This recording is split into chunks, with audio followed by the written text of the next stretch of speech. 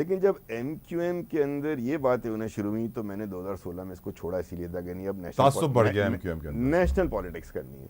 PSP का अगर आप शुरू का देखें तो it was about national politics, so much so कि हम पाकिस्तान के झंडे लेके चल रहे थे, कौम की बात करते थे, वफा परस्ती की बात करते थे, और कौम पाकिस्तानी झंडे आप हमारे जलसों में पार्टी का झंडा नहीं देखते थे। लेकिन जब वो by the time towards the election वही हुआ कि डाइग्रेशन होने लगा और PSP जो थी वो एक MQM की शक्ल बन गई। तो फिर हमने इलेक्शन के बाद, कोई इलेक्शन हुए थे गालिबन जुलाई में, इन दिसंबर आई सेट विद देम अनीस भाई, अनीस भाई से कहा कि मैं कर नहीं सकता ना, ये आप फिर वापस अपने आप को लेके जा रहे हैं महाजिर साथी की तरफ, मुशावरत की कमी है। मेरे दोस्त हैं अनीस भाई भी, मुस्तफ़ा भी, तमाम लोग, मैंने कहा यार मैं कर नहीं सकता, मैंने MQM छोड़ी इसीलिए थी। सर हाफिज नईम और रहमान का तो बड़ा अच्छा सर, तो मैंने कहा मैं दोबारा MQM नहीं बना सकता ना, तो मैं 2018 में सर दोनों पार्टियां छोड़ के चला गया। Why not Jamaat Islami? उन्होंने आपको बुलाया नहीं, लिफ्ट नहीं कराई? ये भी है, लेकिन आपको प्रॉब्लम है आपकी नज़र में जमात इस्लामी के अंदर? जमात इस्लामी का अपना Hafiz Naeem sahab is a different personality in Jamaat Islami. वो एक अलग गेम पूरी है, जमात इस्लामी की पॉलिसी डिफरेंट है। हाफिज नईम एक तरफ, हाफिज नईम का मैसेज डिफरेंट है, जैसे हिदायतुल्लाह साहब का मैसेज डिफरेंट है बलूचिस्तान में, हाफिज नईम का मैसेज डिफरेंट है। हाफिज नईम जिस तरह सोशल मीडिया को यूज करते हैं एक्सीलेंट, कोई भी नहीं कर पाता। जमात इस्लामी नहीं इस तरह यूज करती। जमात इस्लामी की वीडियोस में आपको ख्वातीन नहीं मिलेंगी। कराची में हाफिज नईम, क्या Hafiz Naeem can make a difference in Karachi? क्या वो कुछ कराची में, he has already made a difference.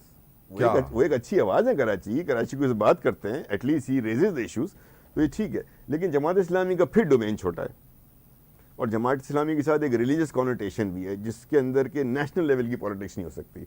No offence to them, मैं हाफिज नईम साहब का दोस्त भी हूँ, फ्रेंड भी हूँ, रेगुलर हमारी बात होती है, तो आई लाइक हिम कि वो रेस अच्छे तरीके से करते हैं। He is a very vocal voice of Karachi, good for Karachi, होने चाहिए ऐसे लोग।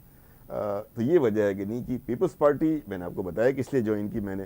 वोटर टर्नआउट क्या एक्सपेक्ट कर रहे हैं सर? और जो PTI के साथ हो रहा है, यकीनन बहुत सारी सियासी जमातें आवाज़ भी उठा रही हैं, वोटर टर्नआउट आप क्या एक्सपेक्ट कर रहे हैं? और जो मखलूत हुकूमत ही आएगी, 2/3 अक्सरियत तो ख्वाबों में किसी को भी नहीं मिलेगी, तो PDM जैसा ही गुलदस्ता होगा, वही तारीख की सबसे बड़ी काबीना, तारीख साज फैसले, सबको साथ ले लेंगे, वही जो पिछले 16 महीने देखा है, वही इसका पार्ट 2 होने वाला है सर?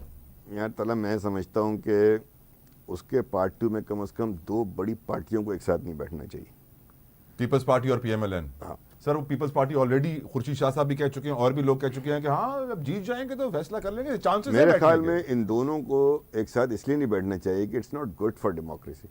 ये दोनों बड़ी पार्टियां हैं, देखिए PTI ठीक है बड़ी पार्टी है, लेकिन अभी है नहीं ना, तो इसलिए हम उसका जिक्र नहीं कर रहे।